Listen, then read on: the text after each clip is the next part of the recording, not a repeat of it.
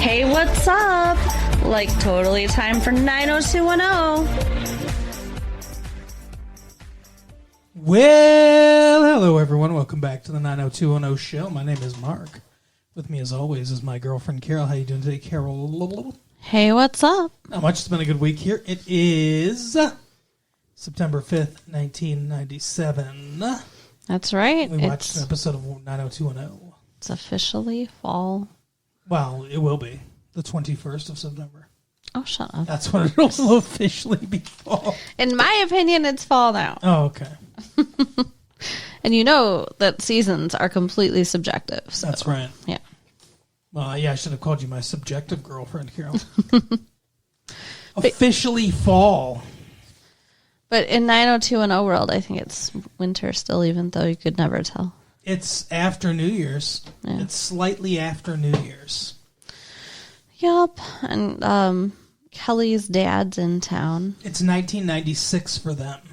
So Yeah. It's last year for them. We're catching up. We are catching up. Slowly but surely. So, yeah, like a paralyzed stalker.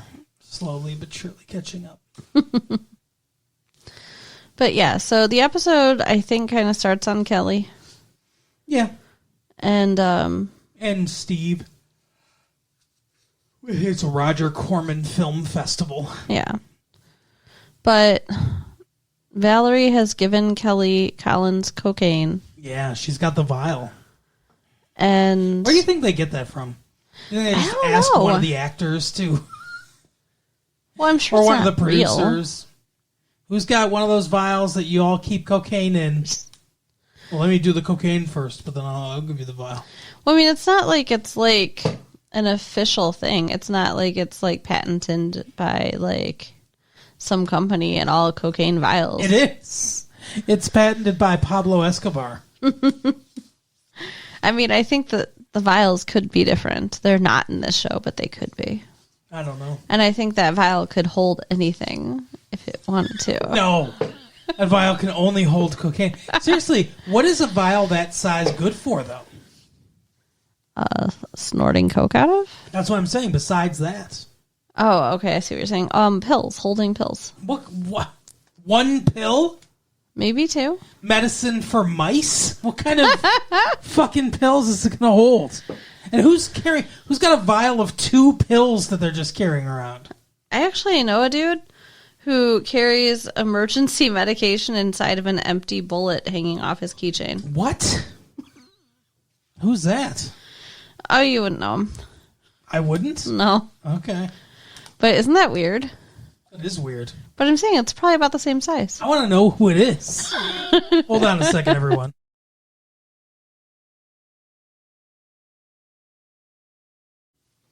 It wasn't that interesting.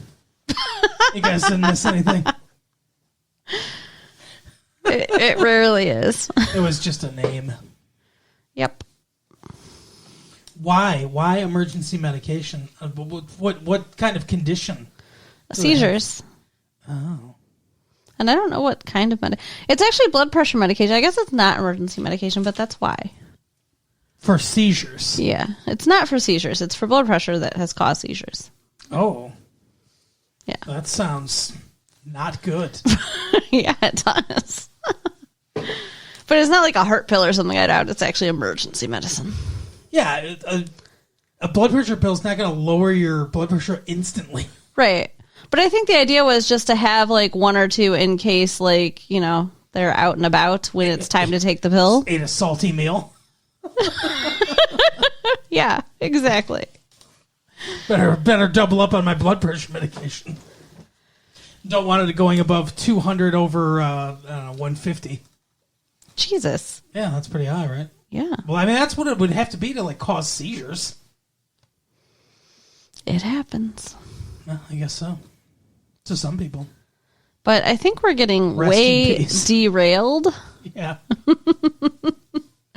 So we're talking about Kelly and Colin and cocaine. The Holy Trinity. Right. So who was she talking to in the bathroom? I can't remember. She was talking to Donna? her only friend on the show, Donna. Yeah, who suggests that she stops carrying it around in her purse. Well, actually, what's her name? Victoria? Valerie? Valerie? That's what you used to call her. Valerie tells her that later. Oh, okay. Donna's like, why do you have that? Yeah. She says for evidence. I don't know. Yeah. Because Valerie gave it to her. It's Chekhov's cocaine vial. What? We see it. It's going to be used, Yeah. like Chekhov's gun. Okay. Chekhov, the playwright, the guy that steered the boat on Star Trek, also wrote plays. And in one of the plays, a gun appeared or whatever in scene 1, and he said to the audience while they were doing the plays, like, hey, if a gun appears in scene 1, I'm going to shoot it in scene 3, so just know that, audience. Interesting. They were like, okay. And then it happened. And ever since then, every movie or book or play has abided by that rule. So, you getting your watch clean there? Yeah, I am. Good for you. Yeah, did you notice how I was able to tell a complete story that was interesting the whole time I was doing it? Yeah, I don't care. I'm just teasing you because you would say something if I was cleaning something over here. Maybe, there's some things you should be keeping clean over there. Fuck you. Oh, we're doing this. What in the fuck are you talking about? I don't know. Socks. You're treading on socks. thin ice there, sir. Your socks are dirty. Shut the fuck. I don't even have socks. And the only one that likes dirty feet is Quentin Tarantino. Okay. Well, maybe I should be dating and living with Quentin Tarantino instead of you. Because he would like my dirty fucking feet. He's got more money than me. That's for sure. Anyway, Yeah. 90210. What about it? Kelly's dad's in town. Kelly's got cocaine on her. Yeah. It's a weird combination. It turns out, too, that her dad used to be quite the coke addict, too. Yeah, I guess so. It was for both her parents. It's kind of weird because Donna mentions in front of Kelly's father that Colin keeps calling. Yeah. So then her dad's like, oh, tell me what's going on. Like, he's so interested. I haven't heard about Colin. Who's this? Yeah. And she's like, oh, I don't want to talk about it, blah, blah, blah. And then finally she's like, he likes coke more than me. And it's like he immediately becomes sympathetic. Yeah. Like, oh, well, I doubt that's true. And, I used to dabble too, blah, blah, blah. I want to meet him. Yeah. It's like, so the only thing he knows about Colin is that he's got cocaine on him. Yeah. So he convinces Kelly that he should give him another chance because he himself always wants additional chances and he just believes in giving second chances. Right. Which, is a really weird segue. And I'm sorry, but I don't think that a dad would be like, hey, give some random loser a second chance because I need a second chance. Yeah, it doesn't make a whole lot of sense. He really acts like he's Colin's dad. Yeah, it's weird. He's really going to bat for this guy he's never met before. I mean, I guess he's just a shitty person, but apparently, right. But they decide to drop in on Colin because they're in his neighborhood, right as he just snorted some blow. Right. So I have to point out too, her dad looks like every senator in 1983. Yeah. He's got the big boomer, like your dad's sports anchor for the local news. Like he's got the big, bushy hair, like the 70s style hair. You know the haircut that I'm talking about, everyone. I can't even picture this man in my mind, and we just watched this. So, do you know Bill Bonds? No. Okay. What about Mort Krim? No, at least I recognize the name Bill Bonds. These are local news people, everybody. Well, it's got, I don't know how to, Bob Ross, I guess. I don't know how to describe it. It's that helmet hair kind of hair. Okay. Where I think Ted Danson on Cheers had it for a little while, yeah, maybe. Okay. But not, his was even cooler looking than most dudes with this hair. But it's that weird, like it's someone's wearing a helmet kind of hair like that. The hairline just kind of goes straight across, and it's all there, like bushed up on top. Yeah, I mean, I remember that his hair is gray. Yeah. And he was wearing a suit. Yeah, so he's got that hairstyle, and, like I said, he looks like take a look at the U.S. Senate in 1983. He looks like every one of those dudes. But, I mean, he's literally faceless in my brain. What do you think that says about me? What does it say about him? Are you face blind, Carol? I don't know. It's kind of weird. No, face blind is where you can't tell the difference between people. You literally can't see the difference. Well, no, in faces. I can see the difference in faces. Obviously, it's I don't be even really know if it weird. exists. Okay. Anyway, I've heard of it before, but I don't know if it actually is like a real thing, that sounds or if not. it's like a fictional thing, It sounds very made a up. fictional device. Is it fictional? I believe that Chekhov from Star Trek used it in some of his plays. Oh, okay. Chekhov's face blindness. If this guy's face blind in scene 1, then the Ferengi will get him in scene 5. So Kelly is very pissed Yep. at Colin for being high. No, yeah, because they come to his apartment and he's high on cocaine and painting. And so, she basically tells him, we're done, and takes off. And he starts throwing things. And Throwing paintbrushes. All of a sudden he's like, whoa, what have I done? It's a masterpiece. It's a Jackson Pollock. that'd be funny. So the next time we see Colin... What if he sneezed? Sneezed on one of his Ew. canvases. There was like some blood came out. Some yellow snot, some green snot. I get you. Right. It's disgusting. It could be called, I don't know, Every Actor in the 80s. Right. It's the name of the painting. Ugh. Okay. Moving on from that scene. Chevy chases wastebasket. Allegedly. Please stop. Next time we see him, Colin or Chevy Chase? Colin. Okay. He's knocking on Victoria's door. Victoria's door. Well, he's at the Peach Pit. Oh shit, you're And right. her name's Valerie. Yeah. Maybe I'm high on cocaine. Maybe.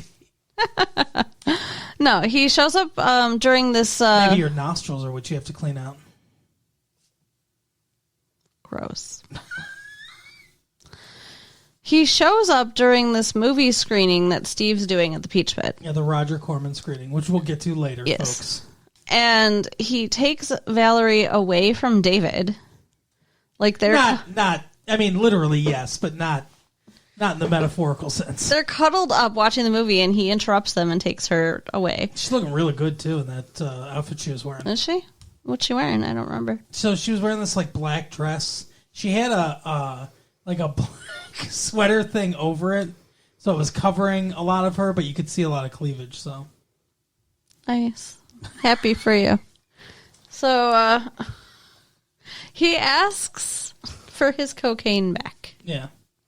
I want my cocaine back, he says. And she tells him she doesn't have it. And he's like, oh my gosh, you better have thrown it away. Why would he rather want that? Because... She could have been like, oh, I put it in a safe deposit box. Yeah. I sent it to Dylan. I think he just knew immediately what she'd done with it, so... Yeah, he read the script.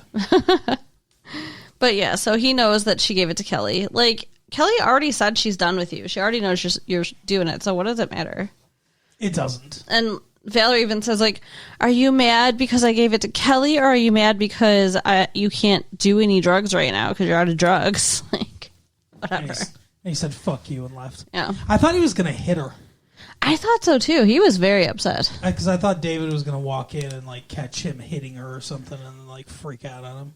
Well, just like how David saved Donna from getting raped, he'd just be the resident savior. Exactly. Because they don't know. Well, he's Jewish, you know. The last resident savior was also Oh my Jewish. gosh. They don't have a lot for him to do. He mostly just poses and has one or two dry lines. Yeah, they don't do much with his character at all. It is kind of sad. Like, I feel... Well, I mean, he did have... For a while with his mom, he had some stuff going on. Like, they kind of cycle through. Yeah. So it'll be his turn again eventually. Yeah, I guess. When he and Valerie break up. I think Kelly's about to have a exciting story. Yeah, I know. That's why I'm just so happy that her character's going to become interesting now. So she's already mad at her dad. Or not at her dad. She's already mad at Colin. Yes. And her dad asks for her to arrange a dinner between him and her mom and her. Yeah. Which is weird. Don't you think? I mean, like, having divorced parents, maybe you can answer that because I don't have that experience. Isn't that a weird thing? No, not really. Not as like a once in a while thing. Okay. It's like play acting that you're, still, that your family's still intact. Okay. That you didn't destroy everything that was built. Wow.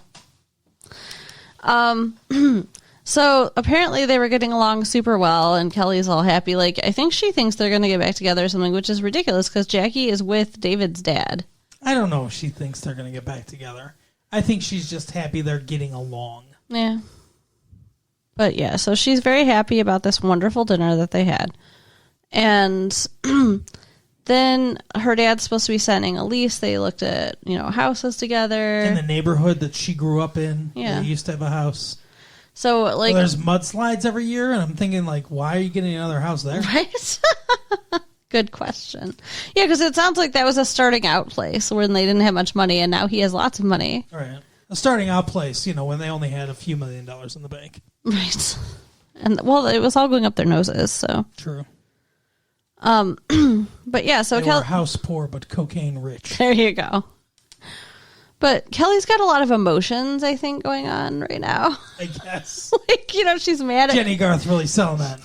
Mad at Colin and, like, excited about her parents right. and, all this stuff. And then she goes to meet with her dad and the realtor for him to sign the lease, which that seems weird to me, too. Why? Why would she be there for that? It's just papers. Just like, I don't know. I don't know. To celebrate. Whatever. To find out that her dad left, because of course he did. Yeah. An hour that she waits with this realtor, he doesn't show up. But they ain't going to pay for another fucking guest star. This show. None of these people are getting parents to come back. Remember Andrea's grandmother? Yeah. That's why she got kicked off the show. Too many storylines with her grandmother, and they're like, we're not paying two people. Right. So, yeah, he doesn't show up to sign the lease, and then she calls his hotel and finds out he's checked out. And she goes to the airport and found out his plane left 10 minutes before she got there. Yeah, he's fucking gone. What an asshole. Like, how would you do that and not say anything? Just at least say goodbye. He sent her a note. He sent her flowers. Yep.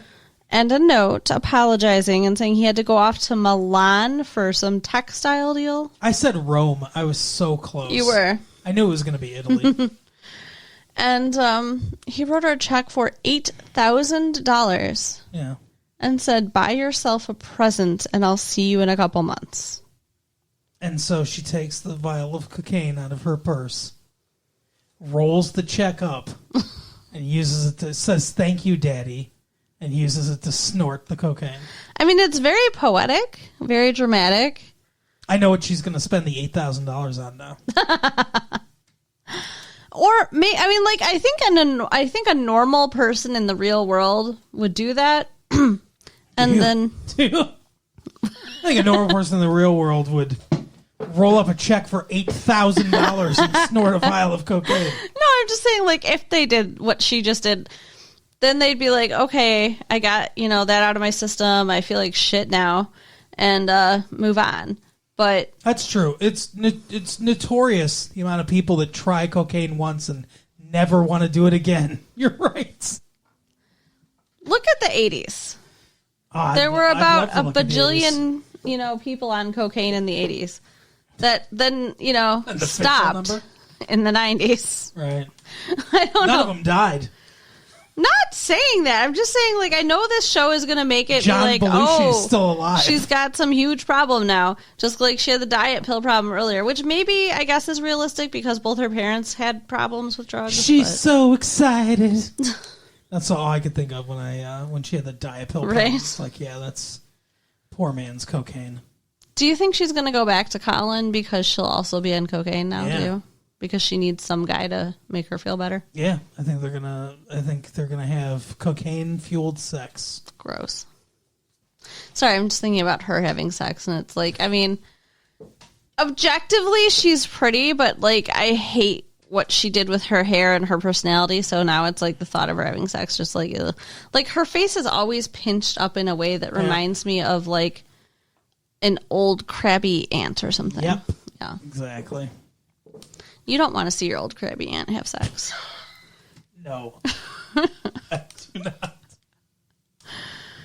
So, yeah, that's what's going on with Kelly. It's not good. No, but like you said, at least her storyline should be interesting from now on. Well, I mean, for at least a little bit. I wonder if Valerie will feel bad that she gave her the cocaine. Maybe, but I don't think so. I mean, like, Colin could have given her cocaine, too. Or she could have gotten it somewhere else, really. But, I mean, I guess it was a, impulsive...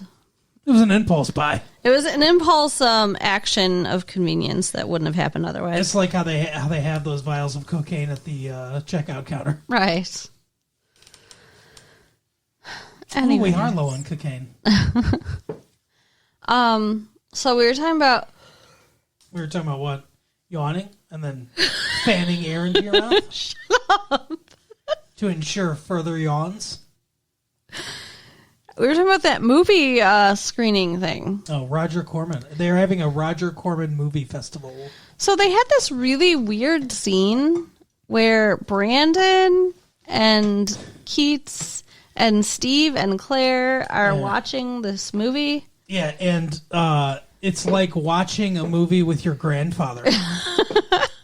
Because they just start reading everything that's on the screen. All four of them simultaneously. They're reading the fucking credits. Like, what are you doing? Yeah. Who watches a movie like that? Nobody. The weirdos? That's why we never see them in a movie theater. Because they've been banned. Right. But then Steve's like, oh, wait, I recognize that name. And that's Nat's screen... Yeah. Nat's screen name, yeah. Screen name? Yeah. Yes, screen name, correct. You got it. Okay. Keep going. Nat Benson. What a weird name. He shortened it from Nat Benson and Hedges. So they're watching this movie. Mm-hmm. And there he is, a young Nat. Is that stock footage of that actor in something else? Okay. No, not in something else. Unholy Rollers is really a Roger Corman movie. Oh. And Joey Tata, who plays Nat, was really in that movie. Okay.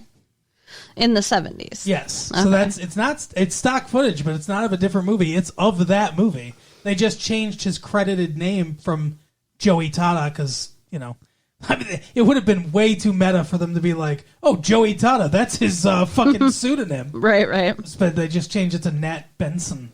Which, by the way, why did they have to change it at all? If they were going to change it from Joey Tata, why didn't they have just Nat? Well, I guess his long ass Italian last name. That is realistic. He would change that to be an actor. Yeah, for sure. So Steve gets it in his mind then that he needs to get Nat at the screening. Yeah, I don't know why he was he was like a supporting player. It's not like he was. In this movie, Unholy Rollers, it's not like he was a bit part. He was, but he wasn't the star either. He was a supporting player.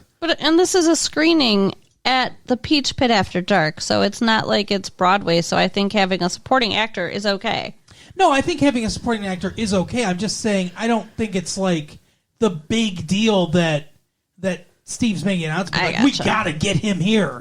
It's not like he's got a line on the star or something like that. No, but they already had the star there anyway. Well, they didn't have the star there. They had Roger Corman, the fucking director of the movie. Okay, not the star, but still. No, I mean, and that's the thing. That's your headline. Yeah. Your headline is Roger Corman himself's going to be there, and they really got the real Roger Corman there. But Nat's like, no, it's personal. I don't want to talk about it. I don't want to do it. That part of my life's over, blah, blah, blah. It's so weird.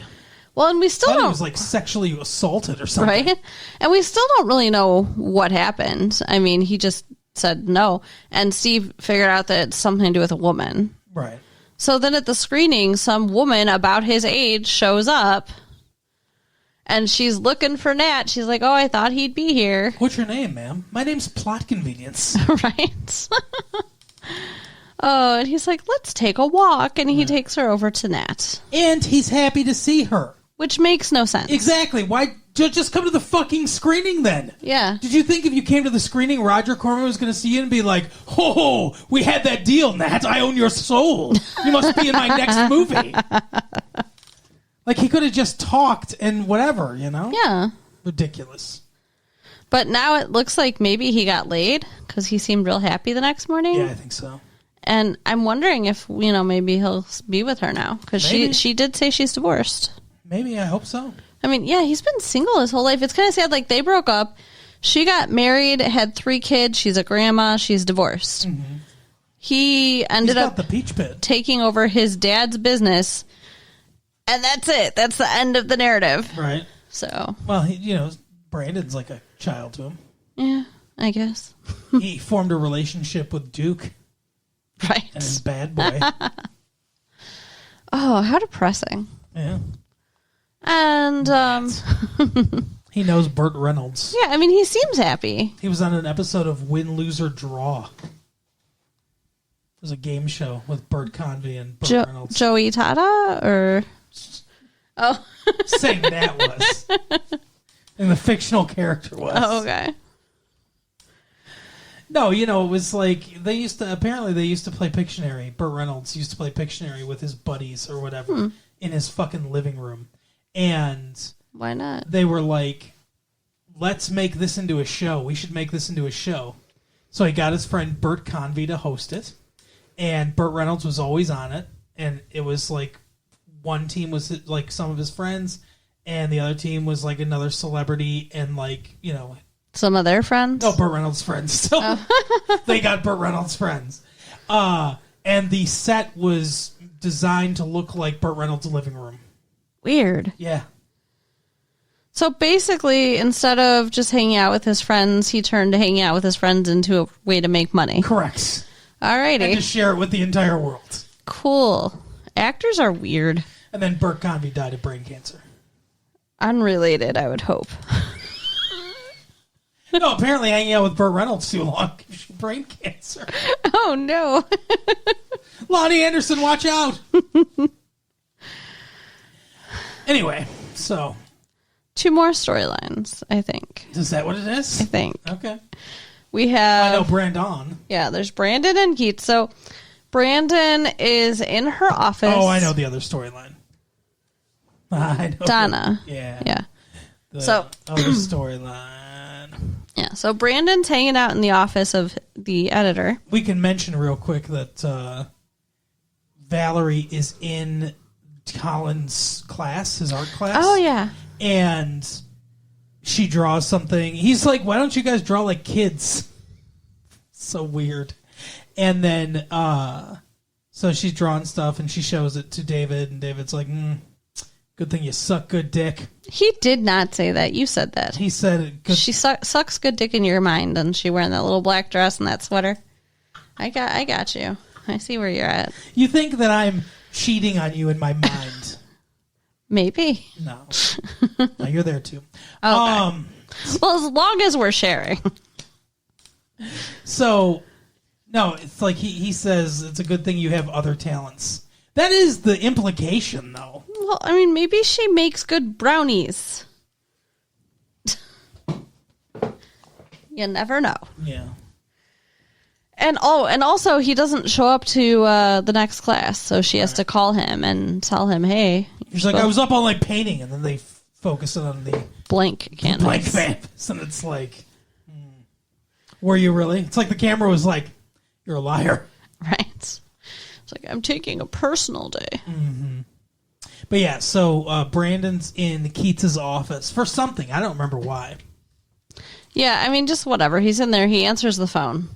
And it's that other guy, Jonathan. That piece of shit. Yeah. And from New Year's.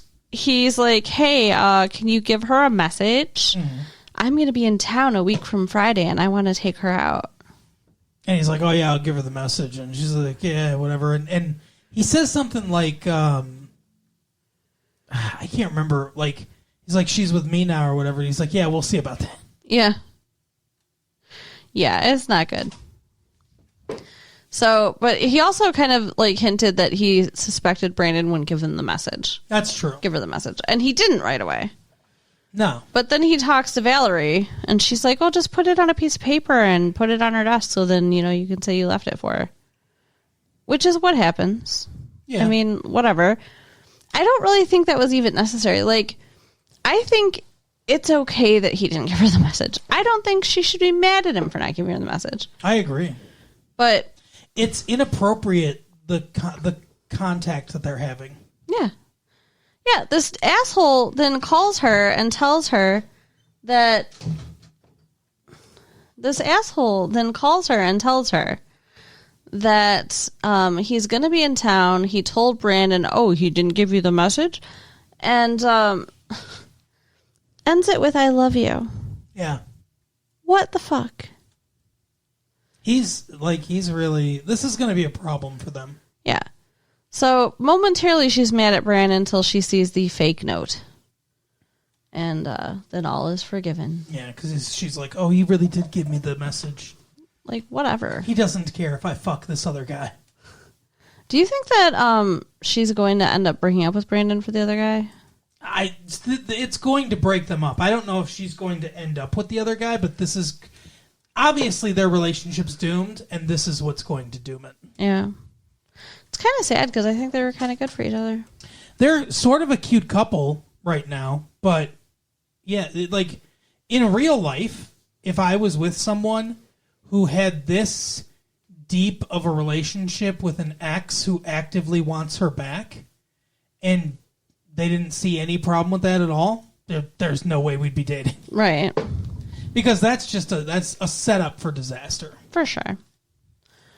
So we'll probably see that next week, I would imagine. Yeah. And then the other thing that's going on is Joe and Donna. So Joe and Donna. So Joe hurt his ankle or whatever. I don't know. He says this flares up every once in a while or whatever. It's some kind of ankle injury.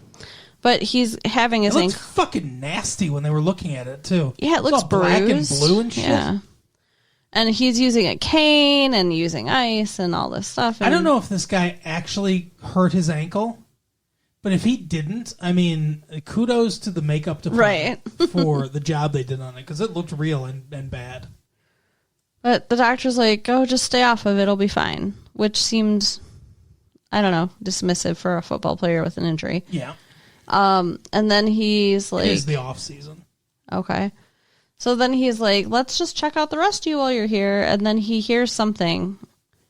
And he says he should see the cardiologist. Yeah, you should see the cardiologist on campus. And he's like, can I see anybody? My girlfriend's dad's a cardiologist. I could tell an elaborate lie for no reason. Yeah, it was really weird. Because he does. He wants to go see her dad, but then he lies to her and says it's his coach that's going to see her dad. Mm-hmm. And then after he sees her dad, he tells her. Yeah.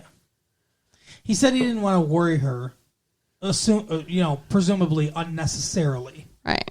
Hoping that there was nothing wrong, but apparently there is something wrong. Well, yeah, her dad says that he has a congenital heart defect, which... It seems like it, yeah. Which would, mean probably no more football. I think her dad suggested a second opinion and further testing. Yeah. So he goes and gets the second opinion of the dude on campus. Mm-hmm. The one that's paid by the athletic department. And he says, oh, no, you're fine. Don't worry about you can play football. Yeah, nothing's wrong. You can lead us to a Rose Bowl. So, I mean, I suspect that he's going to drop dead while he's playing. He might not. He might suffer a heart attack and then be sidelined and, then it'll become a big scandal and stuff like that. Like, he might live but be incapacitated in some way. Yeah, we'll see. But he might die. I mean, something's going to come of this. They wouldn't do this just for the hell of it. Not like, oh, never mind, we're just faking. I think it'd be cool if he died. I mean, not the actor, but, the character. Well, yeah, I don't really like him that much, so. He's fine, but they need to start dropping some characters. There's too much going on again. Every time they get rid of somebody, like they get rid of Brenda, they get rid of Dylan, they get rid of Andrea, and then they just bring two other people. It's like a Hydra. Right. You cut off one head, and three will take its place. Oh, goodness. They need to simplify some of these storylines, make it a little tighter. That would be good. And then, that's the last storyline. Yeah. So that's it. That's all for this week. All right, we'll tell them. So you can write us at latefee1994@AOL.com. Mm-hmm. Check out our website at www.retrolatefee.com. Yep. And tell your friends. I will see you next time. Bye. Bye.